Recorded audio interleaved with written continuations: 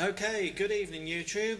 Tonight we're going to be looking at the Coriolis effect and carrying out some experiments because Brad Hansen, a staff geologist with the Louisiana Geological Survey, presents the argument of why, in theory, water going down the drain would indeed spin in different directions depending on which hemisphere you're in. He states that the direction of motion is caused by the Coriolis effect. This can be visualised if you imagine putting a pan of water on a turntable and then spinning the turntable in a counterclockwise direction. The direction in which the Earth rotates, apparently, as seen from above the North Pole.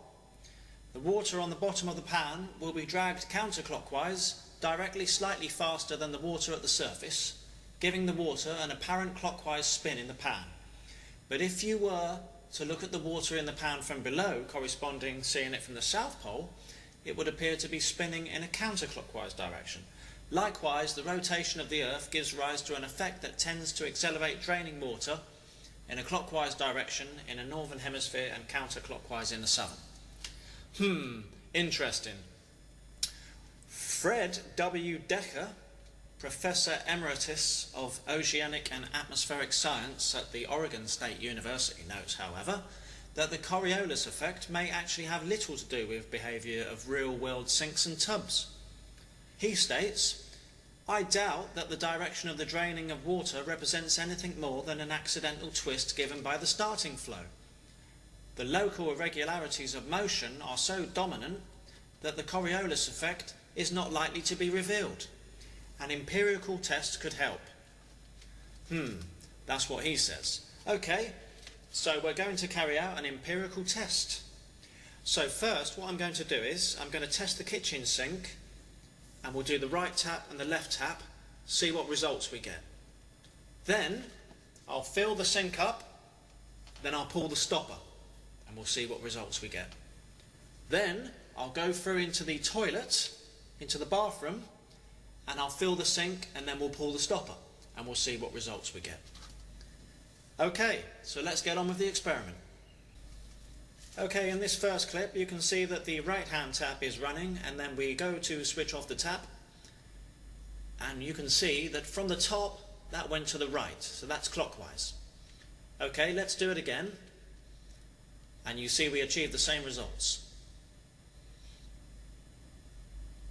Okay, moving on to the left tap, and we switch off, and we can see we have an opposite flow of direction there. Back onto the left tap, excuse the camera, and we achieve the same result, which is anti-clockwise. And one more time.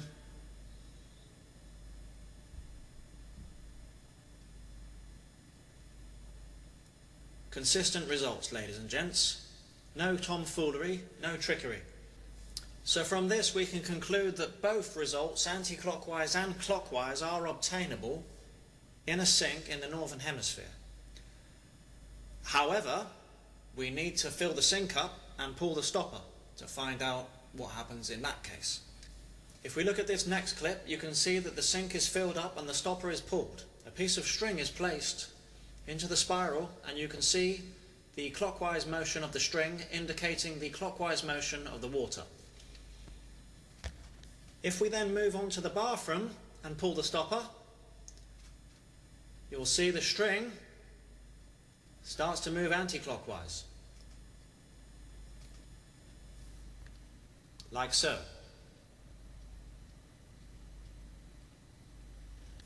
So in this video we can conclude that the Coriolis effect cannot be measured at all using a sink.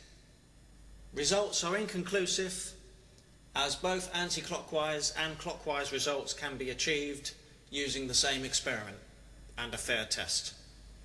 Also, the flow of the water actually changes the direction of the spiral, which I've shown you with the two taps.